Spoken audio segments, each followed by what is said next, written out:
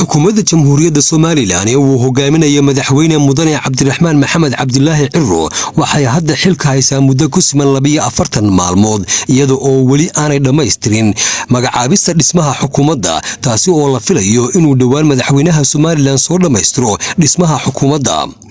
waxaa dalka hoggaankiisa hore u soo qabtay 5 xukuumadood oo midiba mid ay ku wareejisay talada dalka markii muddadu ay dhamaatay taasi oo kamid ah sunnaha dimuqraadiyadda ee aynu qaadanay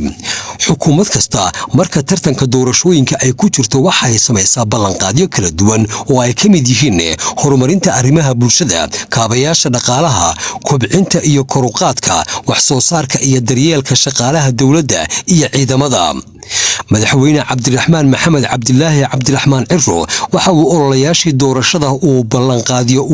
u sameeyay bulshada Soomaaliland kuwaas oo ku aadanaa dareenka dadka reer Soomaaliland waxaana kamid ahaa kordhinta mushaharka ciidamada kala duwan ee qaranka oo muddo dheer sugayay in wax laga qabto tabashooyinka la xiriira dhanka dhaqaalaha kala duwan ee qaranka Soomaaliland gaar ahaan ciidamada taasi oo madaxweynaha Soomaaliland uu laabta uu ku hayay isla markaana uu ballan qaaday in uu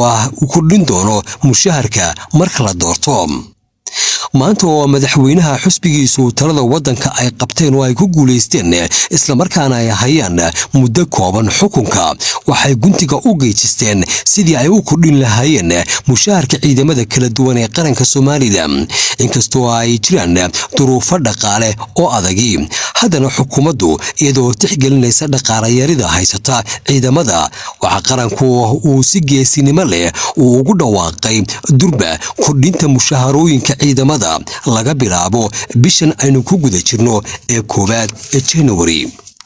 waxaana uu amray madaxweynaha jamhuuriyadda Soomaaliland si loo ilaaliyo sugnaanta tirikoobka ciidamada ee saxda ah in la sameeyo diiwaangelin guud oo laga qaado xubin kasta oo kamid ah ciidamada sawirka buuda isha si meesha looga saaro cid kasta oo markaasi aan ka hawlgelin xarumaha ciidamada ee kala duwan loona helo cadaalad sugan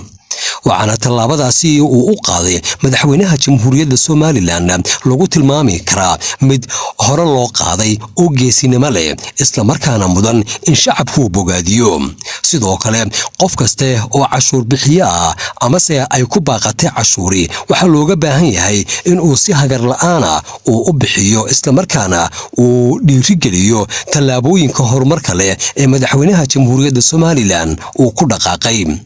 geesta kale muddaxileedkii hore ee 5 sano ee madaxweynaha Soomaaliland waxa ay ciidamada mushaharkooda uu gaarsiin doonaa sidii uu ballanqaadkiisu ahaa inuu u kordhin doono boqolkiiba 250 iyada oo aanay dunida ka dhicin mushahar kordhin intaas leeg oo mar la wada sameeyo taasina waxa keentay lixjeclada madaxweynaha jamhuuriyadda Soomaaliland uu ka qabo ciidamada qaranka jamhuuriyadda Soomaaliland